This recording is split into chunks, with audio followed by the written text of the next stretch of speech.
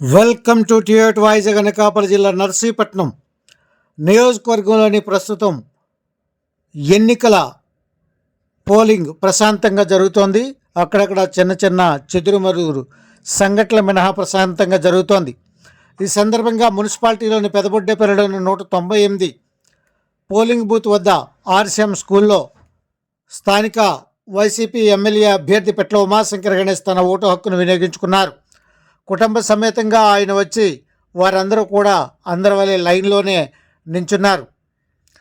అయితే తన తల్లి కూడా ఇక్కడే ఓటు హక్కు వినియోగించుకున్నారు. తన భార్య సతీ పెట్ల కళావతి కూడా ఇక్కడే ఓటు హక్కును వినియోగించుకున్నారు. ఈ సందర్భంగా ఆయన విలేకరులతో ఇక్కడ మాట్లాడారు. తనను గెలిపించేందుకు ప్రజలు సిద్ధంగా ఉన్నారని, ప్రభుత్వ సంక్షేమ పథకాలు మరింతగా తమకు మేలు చేకూర్చే విధంగా ఉంటాయని ఆయన అభిప్రాయం వ్యక్తం చేశారు. అయితే పోలింగ్ ప్రశాంతంగా జరుగుతుందని, తమకు ఎంతో నమ్మకం ఉందని, 30,000 మెజారిటీ వస్తుందని ఘంటాపథంగా చెప్తున్నారు. ఇప్పుడు ఆయన మాటల్లో మీకు వినిపించే ప్రయత్నం చేస్తాం. థ్యాంక్ యూ టివేట్ వైజాగ్, మీ ఎంఏ రాజు. ఈరోజు బ్రహ్మాండంగా పోలింగ్ జరుగుతుంది. ఈరోజు ముఖ్యంగా ప్రతి ఒక్కరు కూడా జగనన్న నాయకత్వాన్ని కోరుకుంటున్నారు. ఎందుకంటే ఈ 5 సంవత్సరాల కాలంలో ఎక్కడ పార్టీలు చూడకుండా, రాజకీయాలు చూడకుండా అందరికీ కూడా ఏ పార్టీతో సంబంధం లేకుండా అర్హులైన ప్రతి వారికి కూడా ఇచ్చాం.